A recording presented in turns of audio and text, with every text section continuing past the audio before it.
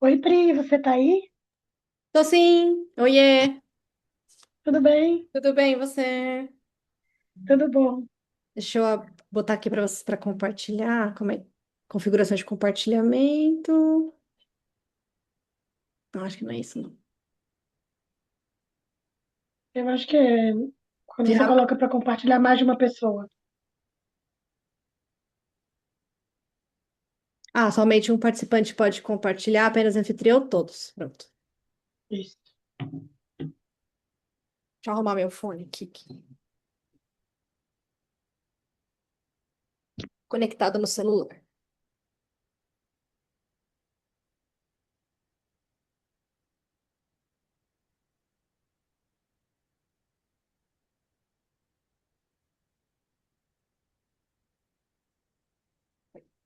Quer testar, chefe? Se... Quero.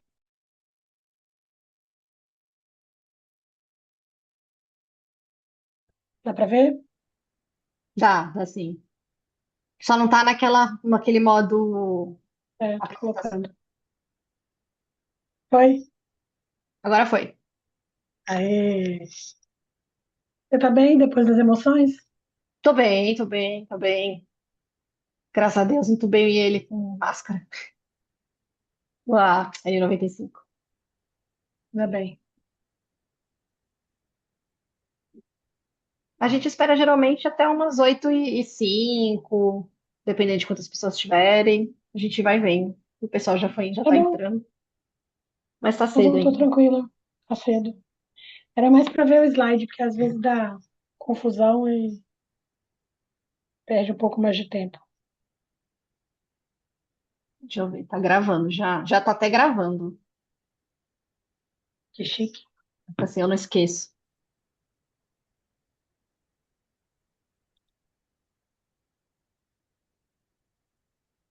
Quando que é a aula da neve?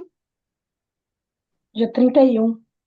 Mas vai ser só presencial, né? Eu nem sei se vai caber todo mundo naquele auditório pequeno. Esse mês tem aula também? Não, eu vou deixar. Nossa aula, você disse? É, Do GRAC?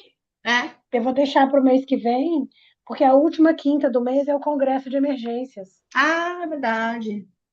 é dia vinte e Verdade. seis. E eu vou estar lá, porque a gente vai apresentar o trabalho do EVAT. Então, como é que eu Legal. abro a sala, né? Tipo, Não, não dá, não dá. é muito em cima. Aí eu vou jogar para abril. Tudo bem.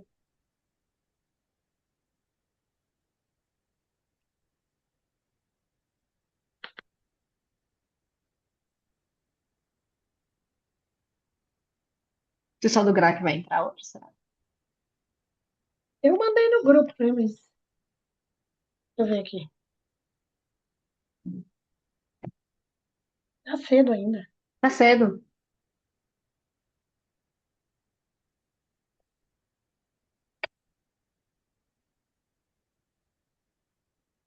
Vou fechar meu áudio aqui. Tá bom. Também vou.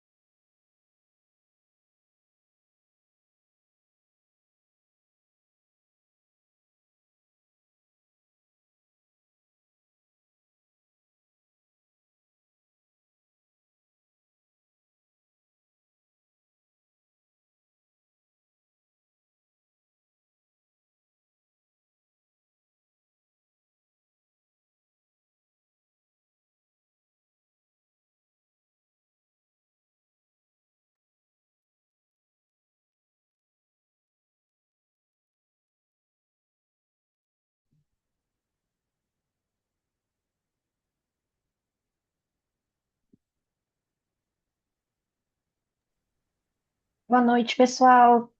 O pessoal ainda está entrando, né? 8:02, a gente vai esperar uns 5 minutinhos aí para começando a aula. Quem vai falar hoje com a gente é a doutora Daphne. A doutora Daphne é pediatra intensivista, ela é a chefe da UTI do GRAAC, né? O Hospital Oncológico. Ela é doutorada pela Unifesp e hoje ela vai falar para a gente sobre urgências e emergências no paciente pediátrico oncológico, né? É importante porque esses pacientes chegam para a gente principalmente no pronto-socorro, né? Para quem não trabalha em hospitais oncológicos, é interessante saber. E para quem trabalha em hospitais oncológicos, né, como a gente trabalha no GRAAC ou outros hospitais, como o Alvorada também tem oncologia, é bom a gente saber aí as principais urgências e as principais emergências que a gente encontra aí no nosso caminho. É isso aí, doutora Daphne. Boa noite a todos. Queria agradecer o convite da Priscila e do Rafael. Então, meu nome é Daphne, eu sou coordenadora da UTI Oncológica do GRAAC já há 16 anos. Sou doutora em Ciências em Pediatria pela USP e sou professora da pós-graduação em Pediatria da Unifesp. E a gente também tem um grupo grande que chama Aliança Marte, que são mais de 30 hospitais no Brasil que tratam crianças oncológicas, e que é um grupo que responde ao St. Jude's, que é um hospital nos Estados Unidos. Então, eu também sou representante esse ano do grupo de intensivistas da Aliança Marte.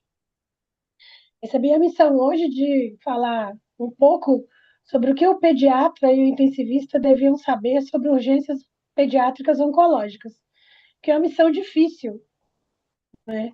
Não é um paciente que a gente costuma ver sempre. No pronto-socorro é um paciente raro. Na UTI geral também não é um paciente frequente, a não ser que seja um hospital especializado em oncologia. Então, eu resolvi falar um pouquinho sobre coisas que a gente vê dentro da UTI oncológica e um pouco dos pacientes que chegam, como a gente pode melhorar o tratamento desse perfil de pacientes. Posso começar, Pri? Pode sim, pode ir começando. Pode?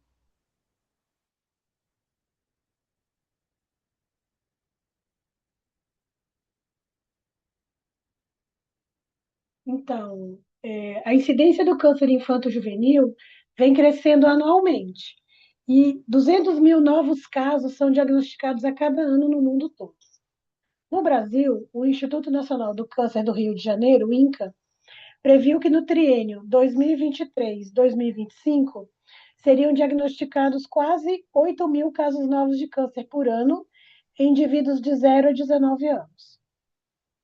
São muitos casos, né? Como essa incidência vem aumentando, a chance da gente, como intensivista pediátrico, pegar um paciente desses na UTI vem aumentando também. E o que a gente tem de literatura? Um terço desses pacientes oncológicos vai passar pela UTI em algum momento do tratamento. Do ponto de vista didático, a gente pode dividir as urgências quanto aquelas que já são urgências quando o paciente chega, então a apresentação, que seria a massa mediastinal, a síndrome de veia cava superior, a hiperleucocitose, aquela urgência periquimioterapia, que pode começar um pouquinho antes, mas é mais comum após a quimioterapia, que seria a lise tumoral, e aquelas urgências sempre após a quimio. Então, quando o paciente já fica neutropênico, ele começa a ter infecções, ou ele fica plaquetopênico, tem hemorragias, coagulação intravascular disseminada. Ele pode ter disfunção de órgãos pela própria quimioterapia ou pela doença de base, e outras urgências que não fogem muito do que a gente faz em UTI pediátrica geral, que seriam os distúrbios hidroeletrolíticos e ácido básicos, urgências neurológicas, como hipertensão intracraniana, compressão medular, eventos relacionados à transfusão de hemocomponentes e principalmente dor. A gente tem protocolos bem restritos quanto à avaliação de dor no paciente oncológico. E agora tem um projeto chamado Comfort Promise para evitar os procedimentos dolorosos, principalmente punção, nesses pacientes pediátricos. Falando um pouquinho sobre massa mediastinal, a gente vai. Deixa eu ver se eu coloco minha ponteira aqui. Aí. A gente pode dividir o mediastino em três áreas, né? E mediastino anterior, que é esse aqui que está em verdinho, o mediastino médio, que é esse que está em amarelo, onde fica o coração, e o mediastino posterior, paravertebral. Qual a importância disso? A maior parte das massas pediátricas são antero-superiores, né? Como a gente consegue ver aqui no raio-x. Ó. Não é uma pneumonia lobar, isso é uma massa mediastinal antero, para frente, superior. E qual que é o significado disso? A compressão ou obstrução dos vasos cervicais, da veia cava superior, principalmente, reduz o retorno venoso da cabeça, do pescoço e do tórax superior. Então, pode dar dispneia, tosse, ortopneia, dor torácica, cefaleia, disfagia, rouquidão e em fases mais avançadas, edema de face e pescoço, às vezes até com pletora mesmo, distensão de vasos cervicais, edema conjuntival, sibilos e estridor.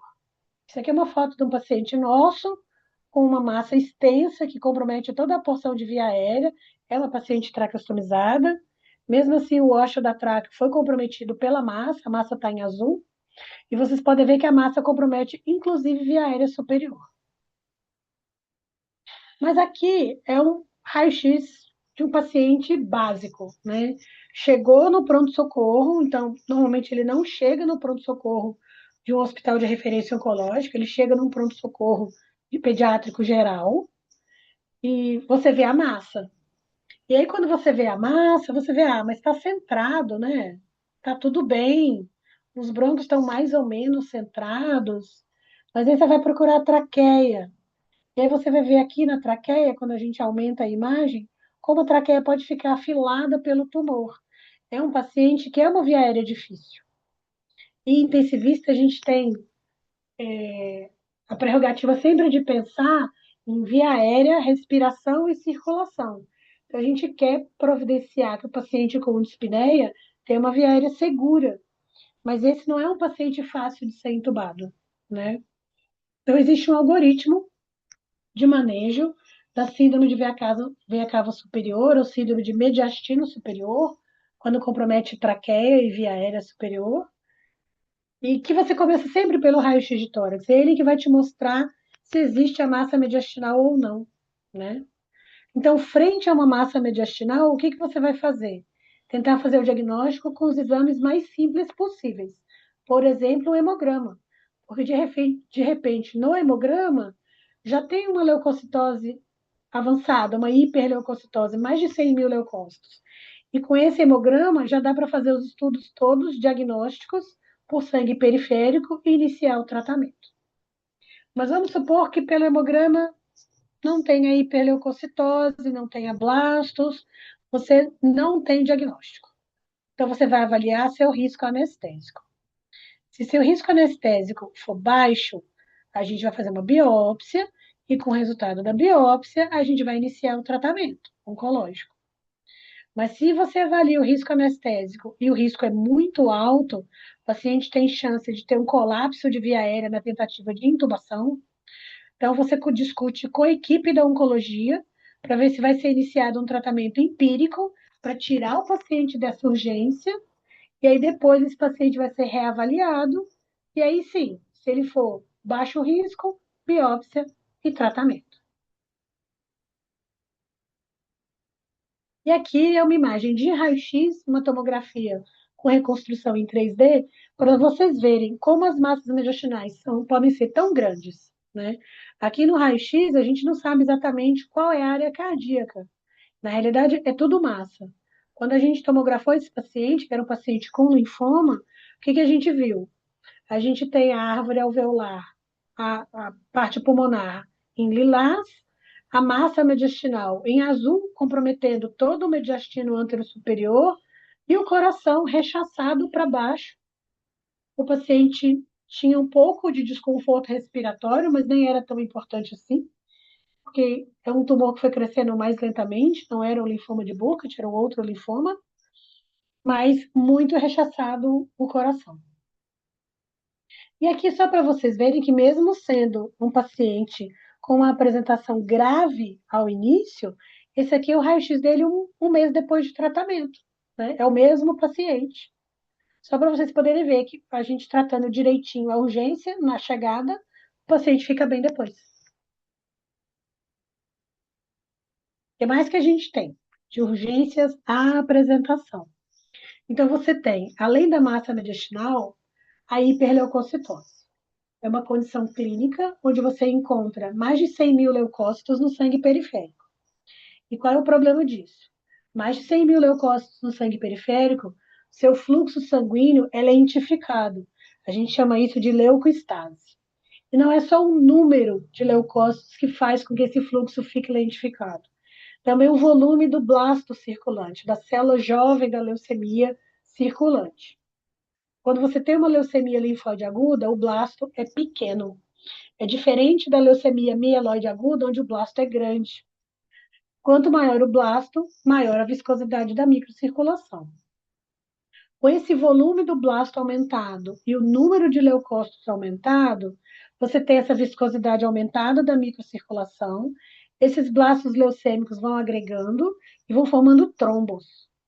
Esses trombos interagem com o endotélio vascular, liberando citocinas e danos locais. E onde isso é mais frequente da gente ver? Onde você tem microcirculação, né? Então a gente vê o paciente que de repente está bem, precisa de O2. Por que ele precisa de O2? Porque ele começou a ter leucostase pulmonar. E isso pode progredir muito rápido. E a outra coisa que você pode ter, infartos cerebrais e alteração também em circulação cardíaca. Essa também é a imagem do paciente que chegou, foi nosso recordista de hiperleucocitose. Ele passou, é um paciente grande, de 16 anos, passou primeiro num pronto-socorro de serviço público, onde foi feito o hemograma, viu que ele tinha hiperleucocitose, ele já tinha mais de 100 mil leucócitos, mandaram ele repetir o hemograma, porque acharam que tinha erro. Até então, o paciente era assintomático. E entre esse primeiro hemograma e a chegada nele no GRAAC, se passaram quase 10 dias, ele já era uma emergência oncológica no primeiro dia, então ele não foi tratado adequadamente.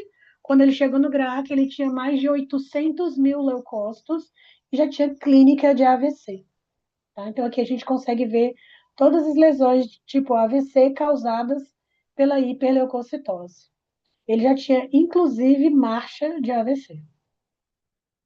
Nessas situações de hiperleucocitose, o tratamento quimioterápico ele é decisivo. Principalmente na LLA, a velocidade de declínio do número de leucócitos está associada ao melhor prognóstico. E existe um procedimento que chama leucoaférese, que é quando você coloca o paciente numa máquina e essa máquina vai separar os leucócitos circulantes do resto do sangue. Então, essa leucoaférese, ela não diminui a mortalidade precoce causada pela leucoestase, mas ela produz uma rápida citorredução e possibilidade de correção, tanto dos distúrbios de coagulação causados pela viscosidade, quanto pelos distúrbios hidroeletrolíticos que vêm associados à lise tumoral. Mas, na realidade, a gente teve pouco progresso no manejo da leucoestase.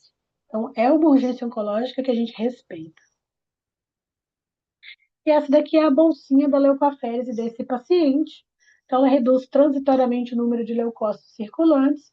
Isso era para ser cor de plasma, e vocês veem como está viscoso por causa do número de leucócitos que a gente retirou. Quando é que a gente indica leucoaférese? É raro. Quando o paciente tem distúrbios neurológicos, insuficiência respiratória, nos pacientes masculinos, priapismo, quando é uma LMA e tem mais de 100 mil leucócitos, e se for uma LLA, quando o blasto é menorzinho, a gente aceita 300 mil leucócitos.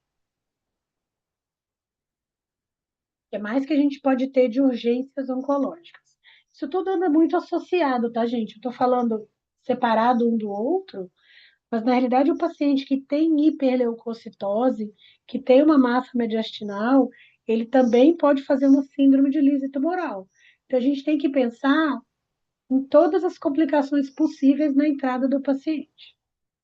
A síndrome de lise tumoral, ela se refere à liberação abrupta de conteúdos celulares para a corrente sanguínea, causando distúrbios metabólicos graves. Então, essa apresentação muitas vezes é concomitante à hiperleucocitose e ela é mais comum na LLA, que tem hiperleucocitose, ou num tipo especial de linfoma, que é o linfoma de Burkitt, porque ele multiplica muito rápido, ele pode dobrar de tamanho em 24, 48 horas. Mas ele também é muito quimiosensível, então ele também vai degradar muito rápido, tá? Além disso, também pode ocorrer em outros tumores, embora não seja tão frequente, outros linfomas e alguns tipos de neuroblastoma. E aqui como funciona a síndrome de Lise tumoral. Primeiro a gente tem a quebra da célula, né? E na hora que você tem a quebra da célula tumoral, você vai ter aumento da produção de ácido úrico, formando cristais de ácido úrico nos rins, e isso pode levar a uma lesão renal aguda, injúria renal aguda. A gente chama essa parte aqui de nefropatia do ácido úrico. Isso a gente consegue evitar com o uso precoce de halopurinol e hiperidratação. Além disso, com a degradação da célula tumoral, eu tenho um aumento de fosfato. Com esse aumento de fosfato, ele chega e pode se juntar com cristais de cálcio, formando cristais de cálcio fosfato. E isso também vai dar lesão renal aguda. Quando esse cálcio se agrega ao fosfato, eu vou ter hipocalcemia. E a hipocalcemia pode dar tetania, crises convulsivas, arritmias, alterações eletrocardiográficas. E eu também tenho, pela degradação celular, aumento de potássio. Esse aumento de potássio também pode dar fraqueza muscular, também pode dar alterações eletrocardiográficas, também pode dar arritmias.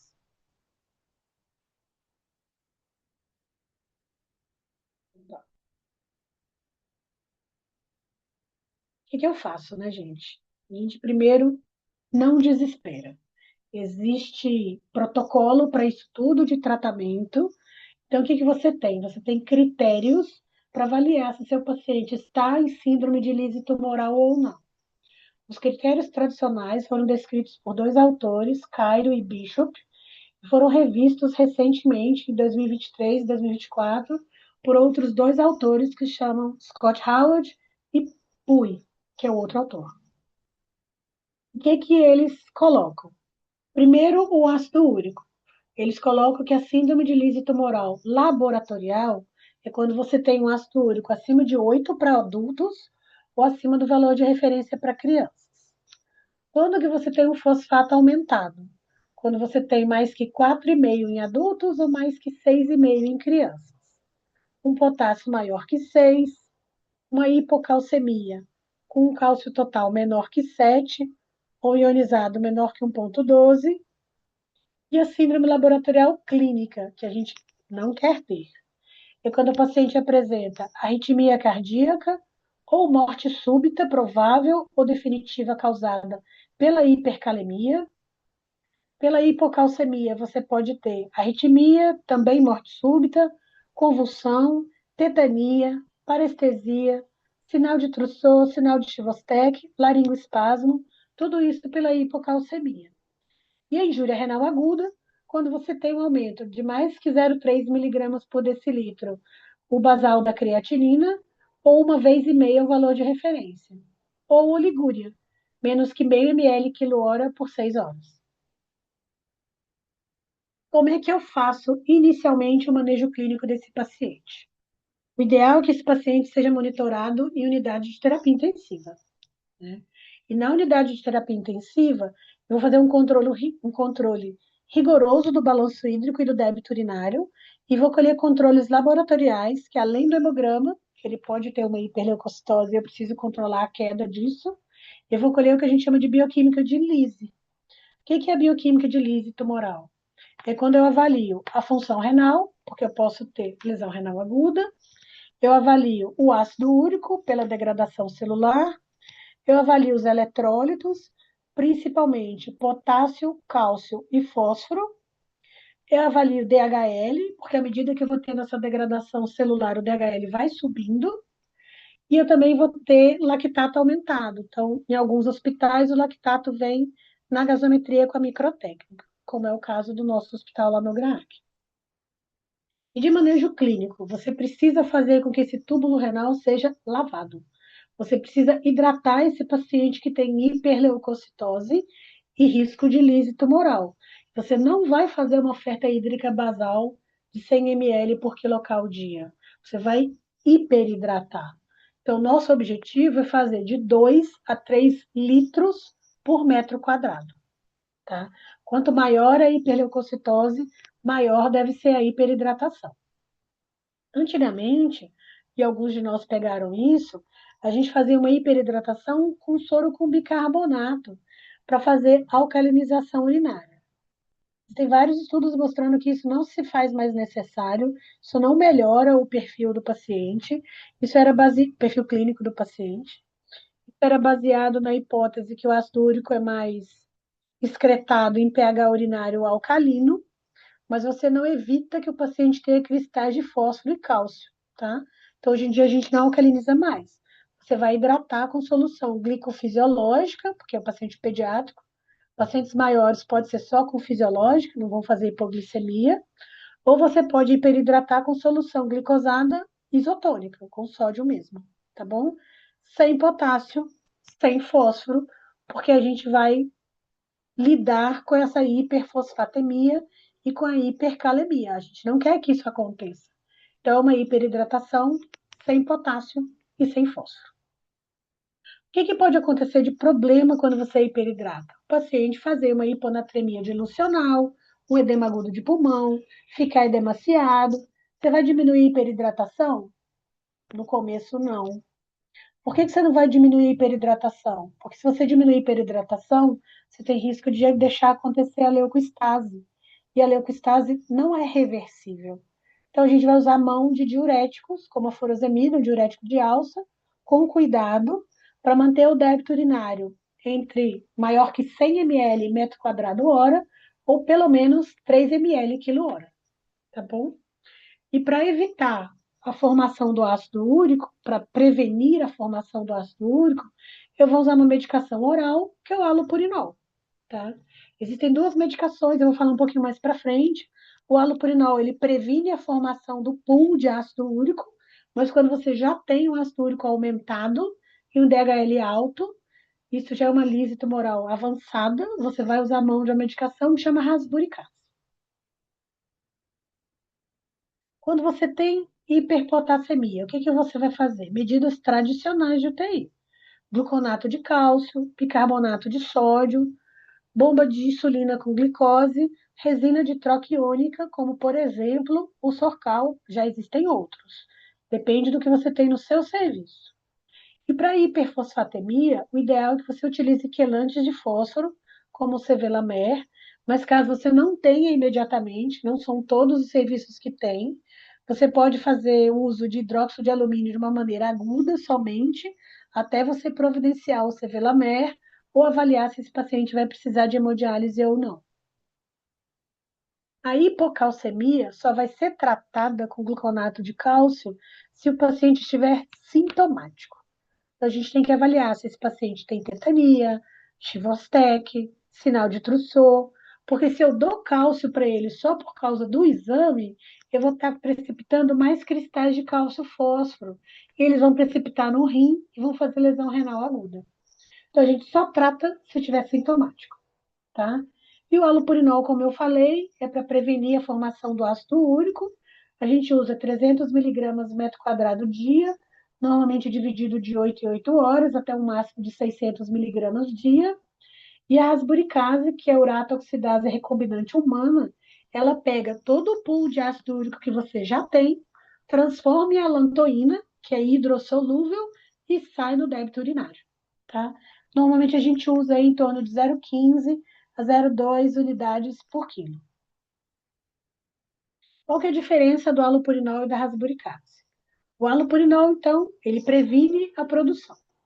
O início de ação dele é em dias, a eficácia é mais fraca, ele tem algumas interações medicamentosas, inclusive com quimioterápicos, ele precisa de ajuste de dose na insuficiência renal. Além disso, ele não tem muitas outras contraindicações. A formulação disponível é oral, e uma caixa de 30 comprimidos atualmente está custando uns R$ 80. Já a rasburicase, ela é extremamente forte do ponto de vista de eficácia. Ela atua sobre todo o pool de ácido úrico que você tem. Então, você pode ter um ácido úrico de 15, em poucas horas ela vai baixar isso para 2 e depois para zero. Poucas horas. Então, a gente normalmente colhe a bioquímica de Lise antes e colhe algumas horas após, para ver o tanto que baixou. Mas ela tem reações adversas, como hipersensibilidade, reações hemolíticas, metemoglobinemia refratária azul de metileno, que acontece quando o paciente tem deficiência de G6PD, de glicose 6-fosfato desidrogenase. Então, o que a gente faz? O paciente de risco chegou, a gente já colhe G6PD para ver se ele vai ser capaz de utilizar a rasburicase depois ou não, tá?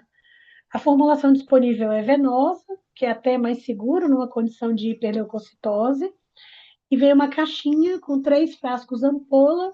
Cada frasco ampola tem 1,5 miligrama por ml, e é bem mais caro que o halopurinol, custa em torno de R$ 2.500. Mas esse custo, efetividade, não é muito do halopurinol com a rasburicase. Na realidade, a rasburicase é para evitar o próximo passo, que seria uma hemodiálise. Então, R$ 2.500 tem um custo-benefício bom.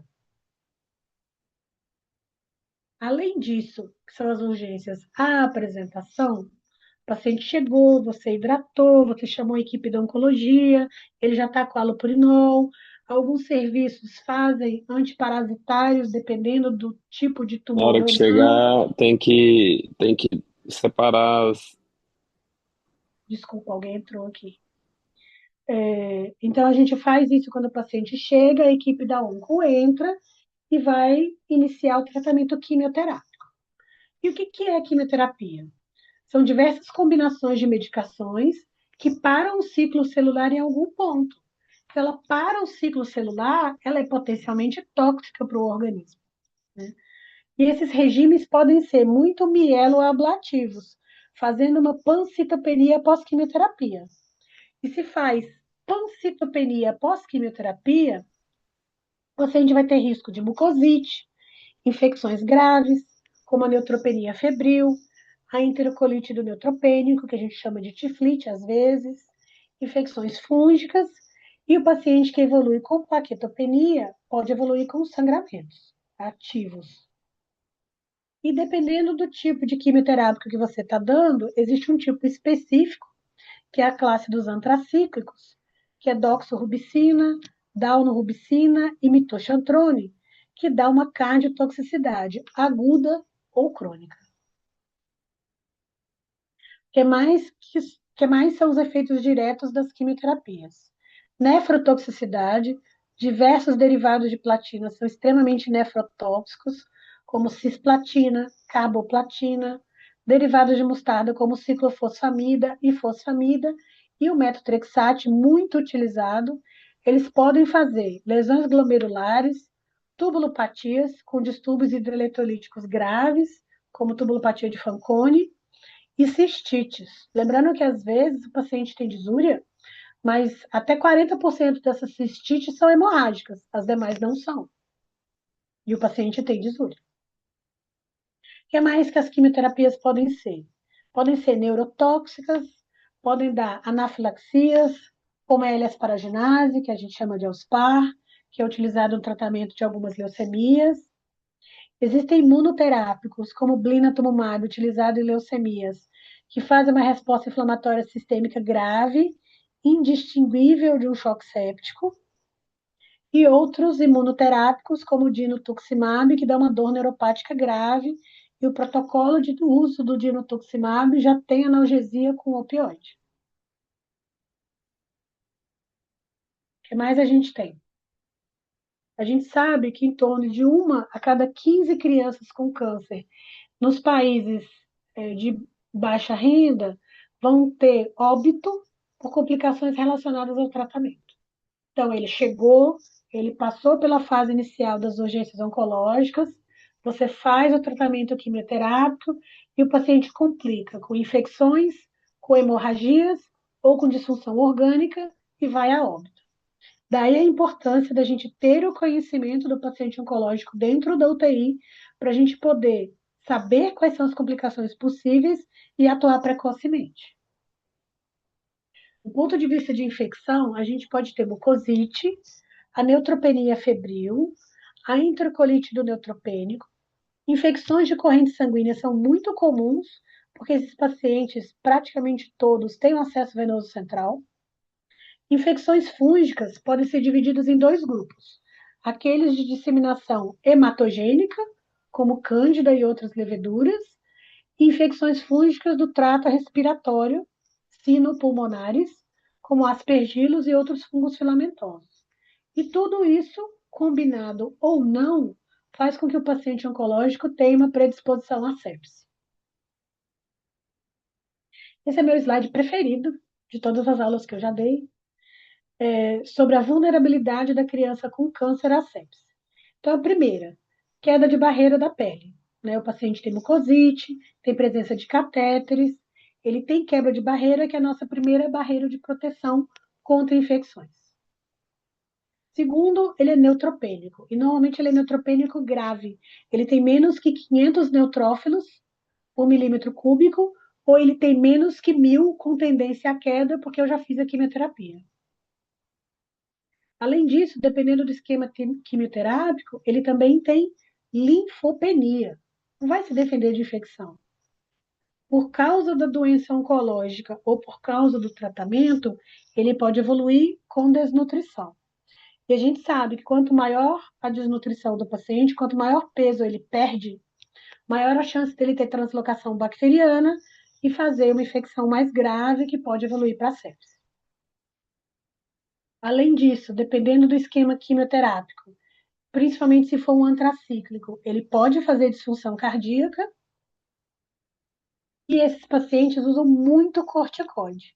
Na indução das leucemias, no tratamento dos tumores do sistema nervoso central, às vezes eles estão ainda na indução da leucemia, que a gente chama de bloco de indução, esquema de indução do tratamento quimioterápico, usa o corticoide e fica com o eixo adrenal bloqueado muitos meses depois da indução. Ou são pacientes de tumor do sistema nervoso central que ainda estão em uso de dexametasona. Esses pacientes todos têm insuficiência adrenal absoluta, não é nem relativa à sepse. Então, neutropenia, como eu falei, é quando a gente tem menos que 500 neutrófilos por milímetro cúbico, que a gente chama de neutropenia grave, ou menor que 1.000, quando se prevê uma queda para menos de 500 secundária ao tratamento quimioterápico.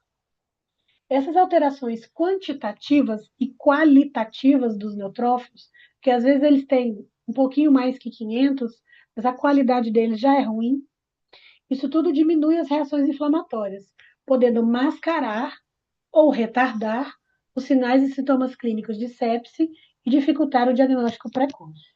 Então, às vezes, você avalia o paciente, ele está bem, mas é um paciente que precisa ser reavaliado. Se ele já tem neutropenia, ele precisa ser reavaliado, porque na reavaliação ele já pode ter sinais de alteração de perfusão, configurando um quadro séptico.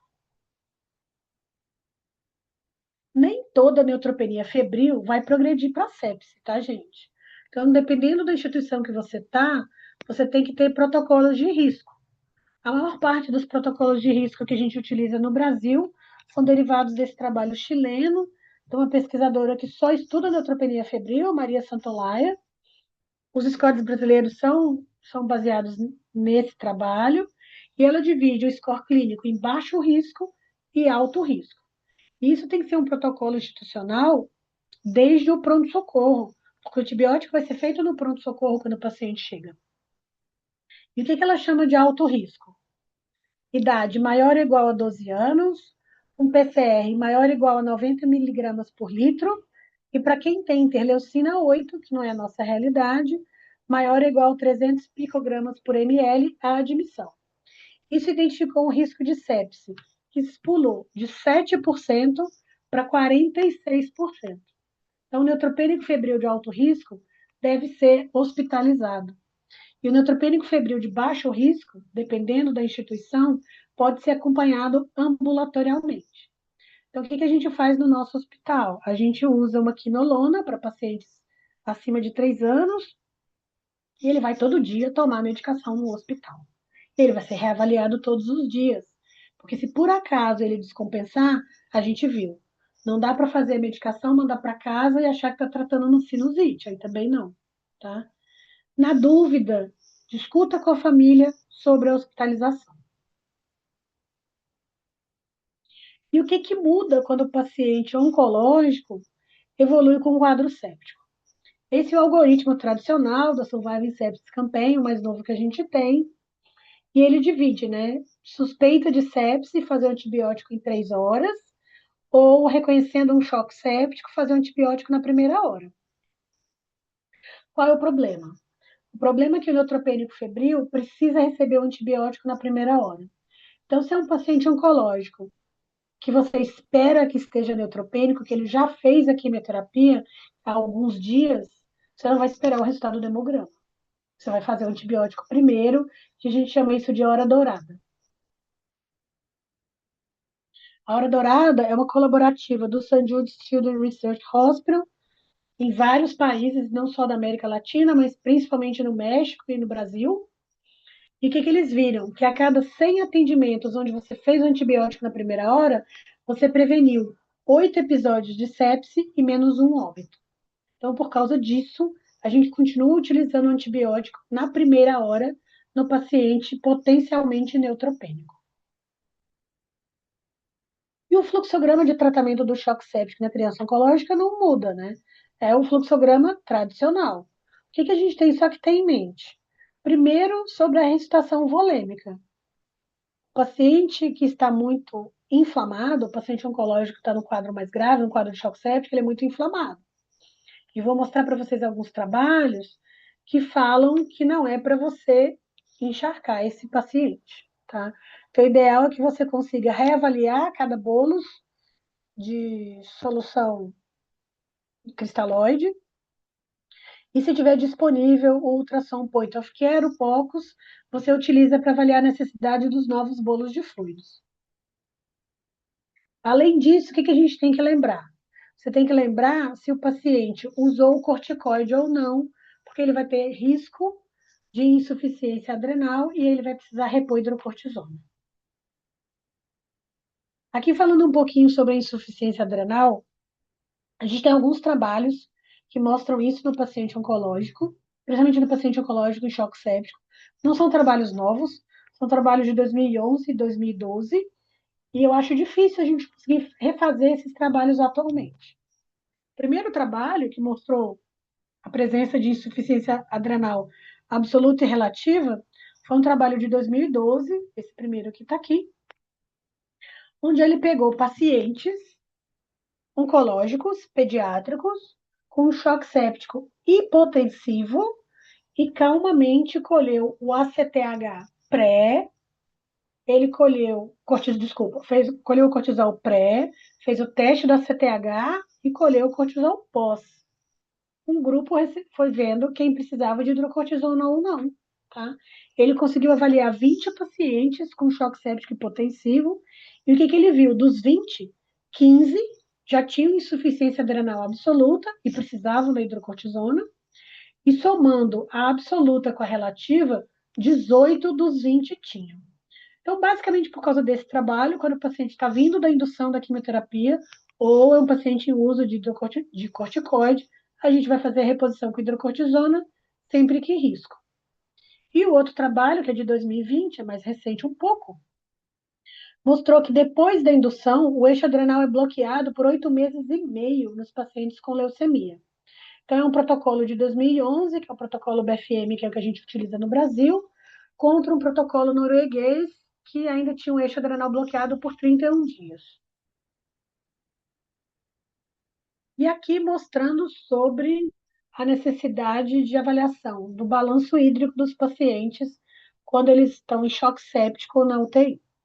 É um trabalho de uma pessoa que vocês conhecem, que é o Dr. Rafael Azevedo, coordenador aí da pediatria do Hospital Alvorada.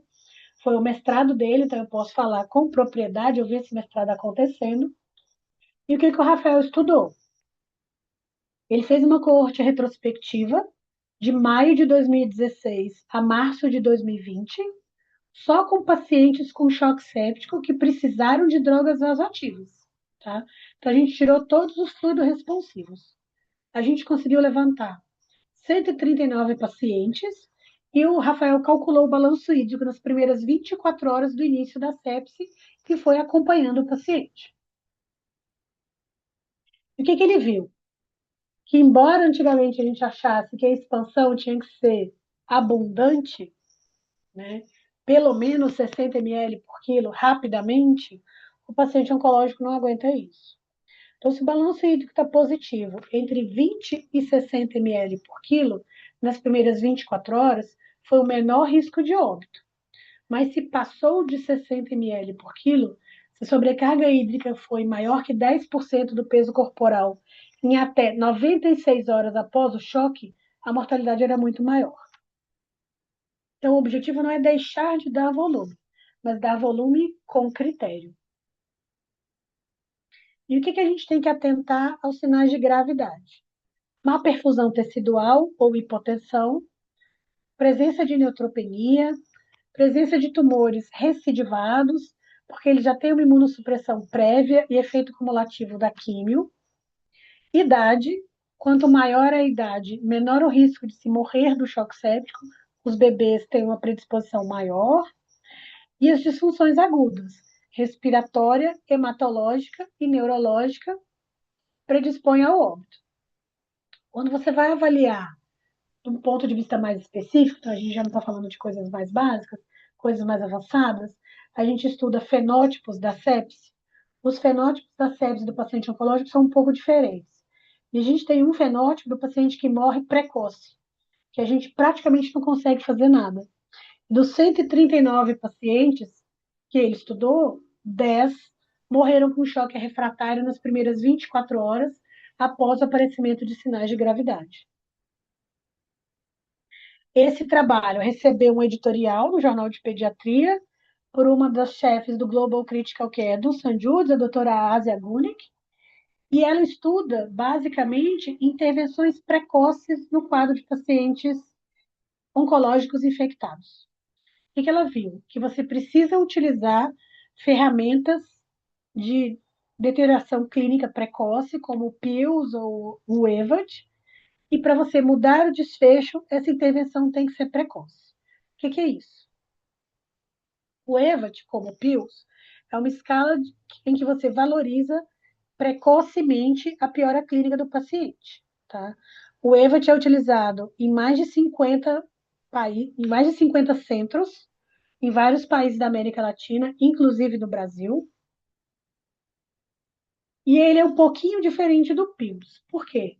Porque a gente pontua de 0 a 3 para comportamento, avaliação neurológica, de 0 a 3 a parte cardiovascular, de 0 a 3 a parte respiratória, então dá até 9 pontos o máximo, mas a gente pontua mais um pontinho quando você tem uma preocupação aguda da equipe de enfermagem. Então, a equipe de enfermagem está preocupada que o paciente piorou na enfermaria, ou a família que está presente também tem uma preocupação aguda. Olha, ele não estava assim de manhã, ele está menos responsivo, ele está mais abatido, tem alguma coisa acontecendo, está diferente. Normalmente, como o tratamento oncológico é prolongado, as famílias têm noção desse critério. E aí, à medida que você pontua o EVAT ou o PILS, você vai dividir no algoritmo como se fosse um semáforo, um sinal de trânsito. Se está de 0 a 2 pontos, sinal verde, está tudo bem, você vai manter a sua avaliação. Se está um score entre 3 e 4, é um sinal amarelo, algum médico precisa reavaliar esse paciente. E se está um score 5 ou maior que 5, idealmente esse paciente precisa ser avaliado por um intensivista, que provavelmente esse paciente precisa ser transferido para uma unidade de terapia intensiva. Isso então é a parte de infecção, gente. Agora eu vou falar um pouquinho sobre outras coisas. Quando o paciente tem coagulação intravascular disseminada. É uma síndrome patológica, onde você tem um desequilíbrio da coagulação, resultante de várias instâncias de um processo de coagulação. Então, primeiro você tem aumento da geração de trombina, supressão das vias anticoagulantes, vai ativar a fibrinólise, vai ativar vias inflamatórias, você começa a ter depósitos de fibrina dentro dos vasos. Isso causa trombose em órgãos-alvo, consome plaquetas e consome proteínas de coagulação.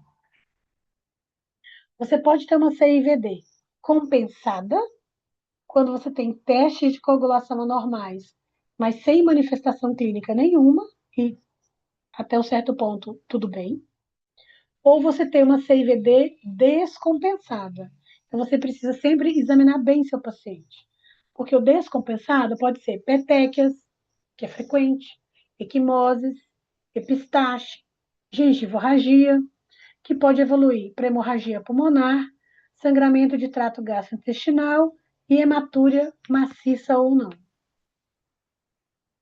E o importante é a gente utilizar o uso racional dos hemocomponentes, não baseado somente nos testes de coagulação, não tratar somente o exame, mas tratar o paciente, principalmente aqueles que estão com sangramento ativo ou com programação de procedimentos invasivos ou um alto risco de complicações hemorrágicas graves, como alguns tipos de LMA.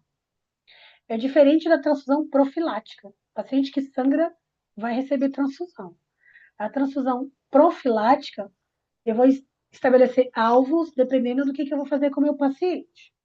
Então, o que é sugerido pela literatura? Hemoglobina ideal não existe. Se o paciente tem perfusão boa e está hemodinamicamente estável, hemoglobina de 7 a 8 no paciente oncológico é aceitável. Uma plaqueta de 50 mil também é mais do que aceitável se não tem nenhum procedimento invasivo, nem nenhum sangramento ativo acontecendo. Fibrinogênio maior que 100, tudo bem.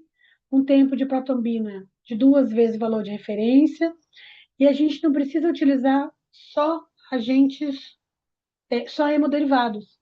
A gente pode utilizar também nessas situações agentes protrombóticos, como ácido tranexâmico, transamin, o ácido aminocapróico, o Y, concentrado de proteínas coagulantes com complexo protrombínico, ou fator 7 ativado recombinante, que na nossa população é um pouco difícil, mas baseado pelo custo mesmo. E mais de suporte orgânico. Eu dividi um pouquinho em cardiovascular, respiratório, renal, para a gente ver que não varia muito do que a gente faz com o paciente pediátrico geral. O que eu já falei?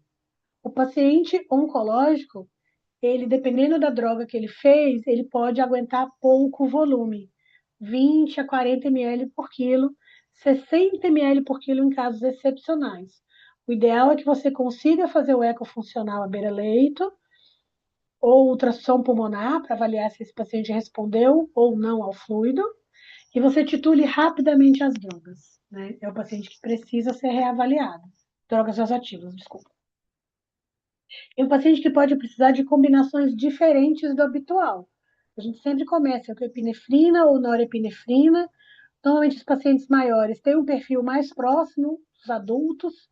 Então, normalmente, a gente acaba começando com norepinefrina, noradrenalina. São pacientes que, do ponto de vista respiratório, podem evoluir com hipertensão pulmonar, se beneficiando de milrinone. E, em alguns casos mais refratários, podem precisar tanto de vasopressina ou de levocimedão. Do ponto de vista respiratório, o catéter nasal de alto fluxo, como a ventilação não invasiva, estão muito bem indicados para as fases precoces de desconforto respiratório. O que eu quero dizer com isso? O paciente começou a apresentar um desconforto respiratório, você coloca ele no CAF ou na VNI, mas faça um período de experiência. Aquele paciente que não aguentou 1 ou 2 horas na VNI, ele precisa ser entubado. Prepare-o para ser entubado. Transfunda a plaqueta, se necessário, faça avaliação cardíaca, vê se ele precisa de droga vasoativa, porque muitas vezes, quando a gente pensa em entubar, já está na hora mesmo, tá? A ventilação não invasiva, ela pode falhar, especialmente no paciente submetido a transplante de células-tronco Quando hematopoéticas. pensa em entubar, já tá na hora mesmo. Já Tá está na na hora hora mesmo mesmo. das pessoas. Se você está considerando entubar, provavelmente já está na hora. Por quê? Porque se a gente atrasa muito a intubação, você vai ter eventos adversos para intubação, inclusive parada cardiorrespiratória. E o ideal é que a gente atente para a plaquetopenia. O alvo desejável seria em torno de 50 mil plaquetas. Então, se possível, se dá para esperar, Se dá para esperar, transfunda antes de entubar. E em alguns hospitais, e é uma experiência do serviço que eu trabalho, a gente utiliza pressões respiratórias um pouco mais elevadas do que aquela tabela da ARDSNET, que tem uma tabela entre PEP e FiO2. Por que que a gente utiliza PEPs um pouco mais elevadas? Porque é um paciente que sangra o pulmão, né? E a gente sabe que quando você entuba o paciente e ventila em pressão positiva, você pode ter vile, né? Lesão induzida pela ventilação. E um dos mecanismos de vile é o atelectrauma. É quando você tem uma PEP inadequada, esse paciente faz colapso no final da expiração, faz sangramento no paciente plaquetopênico e libera mediadores inflamatórios. Por causa disso, não é uma recomendação, gente, é uma experiência, tá? Existem trabalhos correndo agora sobre valores de PEP no paciente oncológico, mas realmente a gente costuma utilizar PEPs um pouco mais altos. E do ponto de vista de suporte orgânico, do ponto de vista de terapia de substituição renal, o paciente que evolui com disfunção renal, que precisa de diálise, é um paciente mais grave, tem uma chance de morrer mais alta. E dos três mecanismos de substituição renal, normalmente a gente evita diálise peritoneal, quando é possível, claro. Por quê? Porque o paciente que é neutropênico pode fazer peritonite e você não vai saber. E o paciente que é plaquetopênico, ele pode sangrar e o banho da diálise peritoneal pode sair completamente hemorrágico. Tá? Então, se você tem acesso à hemodiálise no paciente oncológico, principalmente no plaquetopênico, ideal é a hemodiálise. Você pode utilizar a hemodiálise convencional, se o paciente tem estabilidade hemodinâmica, ou se você tiver hemodiálise contínua e o paciente está hemodinamicamente instável, como só um choque séptico oncológico consegue fazer, ou se você tem uma sobrecarga hídrica muito elevada, o ideal é que você utilize hemodiálise contínua, porque você pode tirar grandes volumes fracionado por hora. Então, do ponto de vista hemodinâmico, o paciente aguenta melhor. E depois que você fez isso tudo, como é que o paciente se recupera da UTI, né? Você tratou e acompanhou o paciente, ele passou na UTI, pelo menos um terço de todos os pacientes passaram pela UTI pelo menos uma vez ao longo do seu tratamento. E como é que ele fica depois? Então, esse foi o mestrado da Gabriela. A Gabriela é uma fisioterapeuta que trabalha lá no GRAAC. Ela estudou 1.002 pacientes, com uma mortalidade na época de 22%.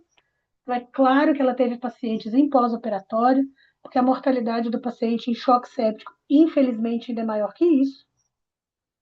Mas de todos os 1.002 pacientes, somente 5% dos sobreviventes adquiriram uma nova disfunção durante a internação na UTI.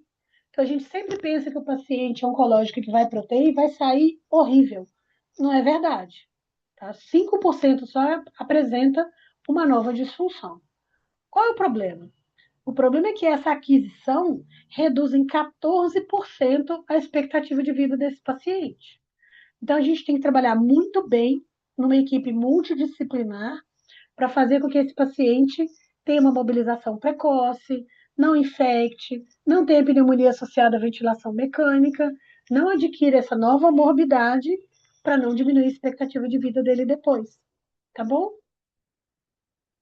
Era isso que eu tinha que mostrar para vocês. Muito obrigada. E aí tá aqui os meus e-mails, se alguém quiser entrar em contato. E aí eu vou parar a apresentação para a gente poder discutir um pouquinho. E aí, Pri, tudo bem? Muito bom, Daphne, muito obrigada. Um resumão de tudo que a gente vê em 45, 50 minutos. 50 minutos. 50 minutos. Nossa, muito, muito bom. Eu não sei se o pessoal tem alguma dúvida, alguém quer falar alguma coisa. Quer perguntar Quando- alguma coisa?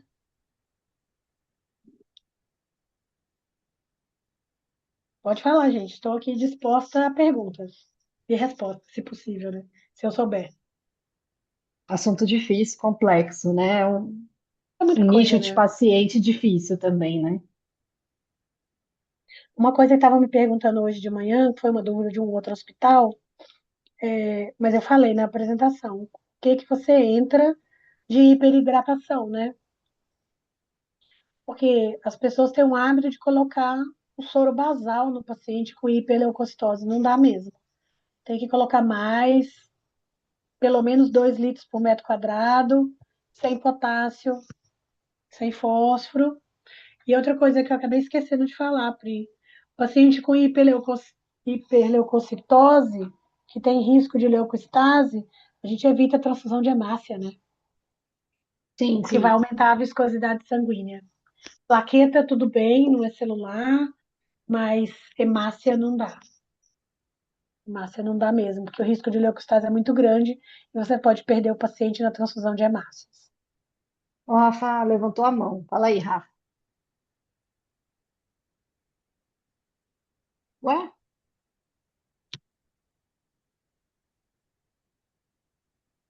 Eu estava atrapalhando. Tudo bem? Oi, Rafa. Falei do seu Queria trabalho, Rafa. agradecer. Ah, Você viu que prestígio, mas eu não convidei você só por isso, hein? Não vão achar que é interesse secundário. Não, eu queria agradecer, acho que foi ótima a aula. A gente tem essas discussões, às vezes dentro de um grupo oncológico, mas não tanto, às vezes, em outros hospitais. E a minha dúvida, na verdade, era o que você trouxe. A gente, às vezes, se esbarra nisso de que se faz transfusão em outros serviços, né, nesses pacientes com leucostase, porque normalmente eles têm uma panцitopenia, às vezes uma anemia importante, às vezes, né, um HB de 6, 7 se transfunde. Então, se existir algum corte nesse sentido, ou se mesmo a gente trata ali como se sintomas, transfunde. E é isso, agradecer aí pelo todo o resumão que você fez. Obrigado. Rafa, estamos juntos. Não sei nem há quantos anos mais. Não existe um número mágico. Na verdade, se o paciente com hiperleucocitose está com uma anemia grave, com repercussão hemodinâmica, tipo, abaixo de 6, 6 é um número talvez mágico, não é 7 para isso.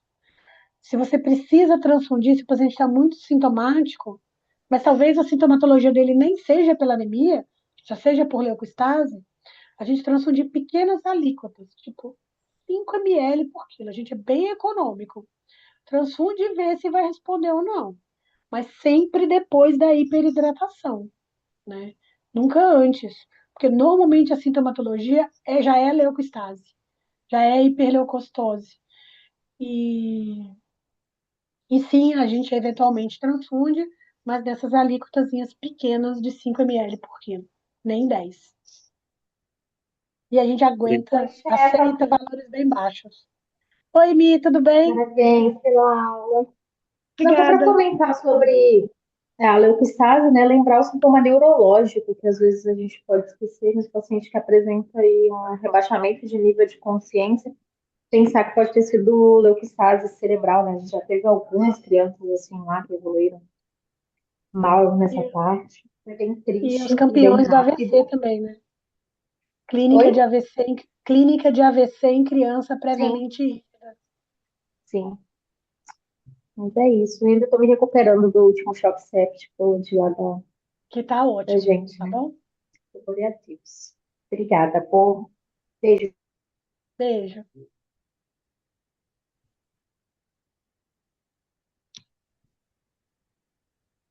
Alguém mais tem alguma dúvida, alguma questão, algum comentário, experiências? Tem mais gente do GRAAC aí, ó, que trabalha nos Tem. dois, eu tô vendo. Fazer vocês passarem vergonha.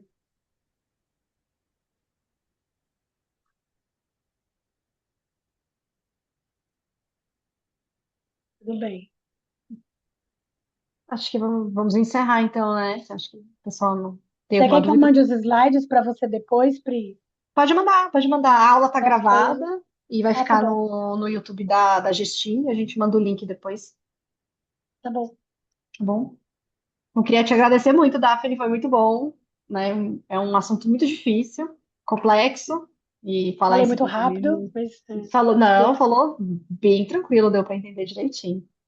Então, muito obrigada pela sua disponibilidade, pela aula maravilhosa. Muito obrigada. Então, gente, muito obrigada. Boa noite para vocês. Boa noite, pessoal. Tchau, boa Boa noite. noite, gente. Bom Tchau, descanso. obrigada. Obrigada, Lu. Boa noite, obrigada. Boa noite.